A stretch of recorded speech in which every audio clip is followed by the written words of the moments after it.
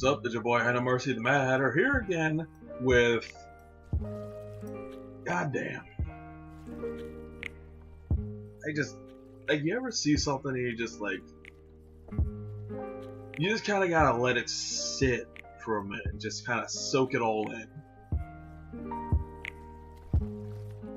I'm pretty sure a lot of people are still really curious about what direction Marvel's gonna be going in after Endgame comes out, and I'm not gonna lie, I am curious about that too. We do know that Spider-Man: Far From Home is coming out. I think they have announced that that there is going to be a Black Panther 2. I think there's also been some rumors that Kate Bishop is going to be introduced, which I'll get to that in a minute. But it's this is the kind of thing you just kind of gotta sit with for a minute. Just kind of, you just gotta let it sit and think about it for a minute, because this really is the end. Last year I talked about how this was gonna be the culmination of 10 fucking years of build-up, of almost 20 movies, countless stories, just so many people falling in love with these characters and getting to know them and really appreciating them for who they are and what they do and what they mean for so many people. Even me, I wasn't the biggest, I was a Marvel guy, even in 2008, but I didn't read comics that much. Mostly because I couldn't read comics that much. There isn't a comic book store. But in the last 10 years, I've watched the movies, I've started reading the comics, I've gotten to know these characters, I've grown to love these characters, and last year with Infinity War, with how it ended, and just the fucking raw feels of it, and just that euphoric high of just seeing one of the most epic movies you've ever seen, and then just the crushing blow when you realize that half the characters that you love are gone now, and in the back of your head you know that at least most of them are coming back. Anyone who disappeared because of the snap, they're most likely coming back. Even knowing that, intellectually, you know that, okay, no, these characters are coming back, because that's the story of Infinity War. Thanos kills half the universe. The Avengers do something to reverse it, and they're all brought back. Okay, admittedly, in the original Infinity Gauntlet storyline, the Avengers didn't do it, but that's the story. Thanos wins, the heroes come back, they kick his ass, they reverse things, everything's good. But emotionally, you don't know, but emotionally, you still feel it. You still feel Peter saying, "Mr. Stark, I don't feel so good." Yeah, it's an overblown meme at this point, but it's because it really resonated with people. It's just this 15-year-old kid is gone, and you know that Tony's gonna blame himself for it, even though he really didn't have much control over the situation. But just knowing, hearing him say, "Mr. Stark, I don't feel so good," knowing who Peter was and what he means to Tony and what Tony means to him, and just seeing all these people just disappearing, the look on Okoye's face when T'Challa disappears, the almost relieved look on Wanda's face when she realizes that she's disappearing and she doesn't have to live without Vision.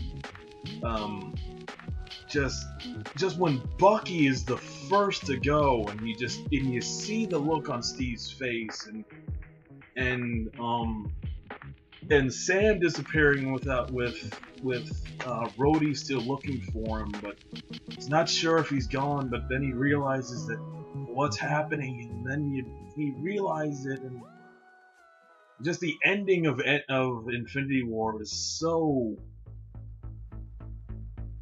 It was such a downer after so many great highs, and it's just like not even just the staff, like all the people who were just gone because of the events, like Gamora getting thrown off so that Thanos can get the Soul Gem, Wanda having to kill Vision, but then Thanos bringing him back and then killing Vision himself. I should put a spoiler warning before I really go into this, but like, I mean, like, who hasn't seen Infinity War at this point and is watching this video? But and now we have this Endgame trailer, and we already had the first one, and that was great. And you got to see it, and you got to feel what it's like, and you know where it's going. But then you have this one, and it's just like, it's nothing new. Like, it's no new information, not really. Like at most, the only real new information we're having is that Tony and Nebula managed to make it to Earth. Captain Marvel's there, but like we knew both of those things were gonna happen. Well, I guess technically speaking, the new information is that. Well, I guess the new information is that all the surviving Avengers are gonna go out in space because they're all wearing like Avengers spacesuits. So I'm imagining they're gonna go off and try and find Thanos, try and reverse everything, or I don't know. Like, no one really knows what this story is. Like, we know that they're gonna get everyone who was snapped out of existence back, but we're not sure how. And a lot of people are actually they don't think that Thanos is actually going to be the villain in this one. Like, something else is gonna show up and ruin everyone's day. And I actually think that would be kind of cool. Like Thanos was absolutely the villain of the story, but he was also kind of, you can almost say he was the hero of it, or he was the main protagonist of Infinity War, because like you spend the most time with him, you get to know him the most, and he does ultimately win. So I think it would be kind of interesting if they brought in someone else from the Marvel cosmology into this and have him be some huge threat that even Thanos has to admit that he has to deal with. And I don't know. I guess the biggest, like, one of the biggest things is, like, we already know how everyone kind of is mentally at this point. Steve and Natasha are both, like, they're trying to hold everything together, but they're kind of gathering up everyone else who's still around. Rocket is still on Earth, which is hilarious to me. And I think it's some time after the snap happened that this is happening, so like, Rocket's just been around, and I really want to know what he's been doing in the intervening time. But yeah, okay, so like a big thing with this is that it starts off with Tony reminiscing about how long it's been since he first became Iron Man, and there's a bunch of different flashbacks to the first couple of movies, but they're all in black and white, but the only color they show is red, and I don't know if that was just for artistic, our artistic thing, or if it's supposed to mean something. No. It was great seeing all these little flashbacks, like Tony in the destroyed Mark I armor, Steve looking into the World War II military pavilion, Thor talking to Odin, and then like all the other stuff, like Steve carrying Peggy's, being a pallbearer for Peggy's funeral, and the stuff with Pepper, and all the stuff that Thor's been through, and finally all the other Avengers who disappeared. being shown this is like, well, goddamn, you know. It's kind of why I went on that little morose tirade at the beginning of this, because like it really did make you remember just the amazing journey that we've been on so far with these last 10 years. And it's just like, holy shit, this is the end game. Like, yeah, Marvel's still gonna make movies, they're still gonna do their thing, but like, the story's over. Like, this is it. This is the end. I mean, there will be more stories, but the one we've been following ever since Iron Man is going to end with this movie.